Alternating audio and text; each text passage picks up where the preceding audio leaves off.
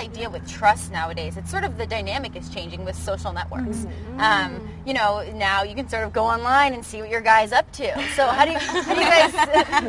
I've never done that. Yeah, Facebook stalking is very funny. So I guess along those lines, how have you guys seen social networking sort of affect your experience in college? I think it's definitely a way to creep on people. And check it out. If you didn't go to a party but you know your boyfriend did. I know plenty of girls who are like, oh, have you seen the pictures? Have they been posted yet? Like, I have to check, who is he talking to? Oh my gosh, he's pictured with that girl. And like, who is she? I have to know everything about her. So I think it definitely can be I think treacherous. that everything that we do now is very public. It's much more, people are going to know. People are going to take pictures. You're going to take of your friends or of you. And it's just, you have to be more careful now because everything's out there. Whether you want them posted or not, people Someone's are going to post them. Yeah. And once they're on Facebook, it's free game. Free game for everyone online, and which then they can be reposted elsewhere. And once it's up, like, you can't control it anymore. Right. We talk about social networking on Teen Talk Live, my radio show, and that's one of the main things that girls says is their biggest regrets. Like, I wish I didn't publicly display myself that way because, unfortunately, some of those pictures you just can't delete. And it's like, you know, for the future relationship they're in, they get to see what you were doing in the past relationship, or they're really seeing what you've been doing on the weekends. It's like, that is the way that sometimes people judge you before they know you, because people can Facebook stalk you. So it's like, you know, pick and choose wisely what you want to put out there for everyone to know. And, you know, I think that one of the worst things girls can do today is put their cell phone number and their address. Yeah, exactly. And that is a big no-no, especially for those creepers. Right. I mean, it depends also how selective your circle is, because if you only have, you know, 100 friends or 200 friends, but really your friends, then putting your phone number up there, you can make your profile private so no one sees it. I used to work at Facebook, so I know all that. So you can be safe. You just need to know the ways to be safe on there. You can make it so your profile is only searchable by people who are friends of your friends and things like that. So Tag pictures to friends only.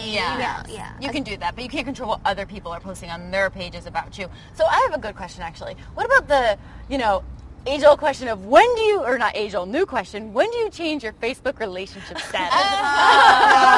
When you go FBO. FBO? What's FBO? Facebook official. Facebook official. Oh, serious. It's a big step.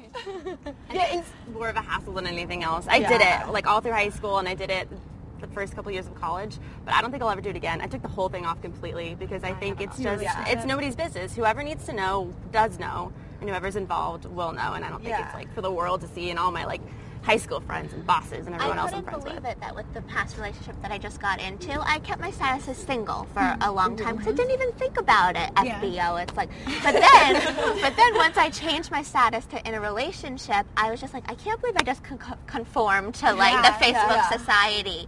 But it's really like, that's how people know you're not available, and it's just the way that our generation is, and you can either go with it or not, but I mean, if you're proud to be in the relationship with someone, I don't think it's that big of a deal. There's this huge issue right now going on with bullying and how people are getting bullied in high school. I know in college, you know, it gets better. And getting picked on the internet is called cyberbullying. I mean, it even has its own term now. That's how bad the problem is.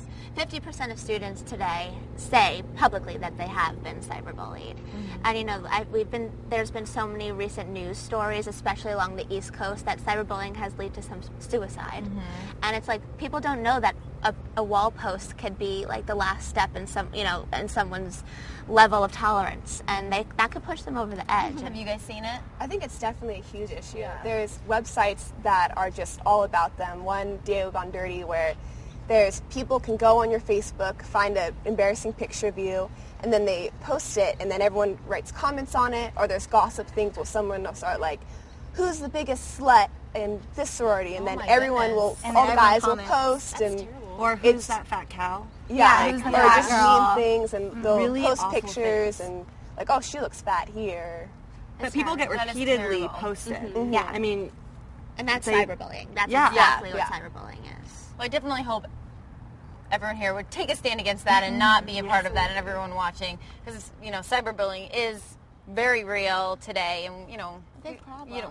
we definitely don't want to be doing that. So Thank you guys so much for being here. This was so fun. I don't have any girlfriends in San Diego yet, so I feel like this is like my girl time. It's so much fun. But you can check out Chelsea Cross on Teen Talk Live, and you can also find out her information on our website. You can go to fox5sandiego.com. Thank you. Yeah, thanks, girls. Thank you.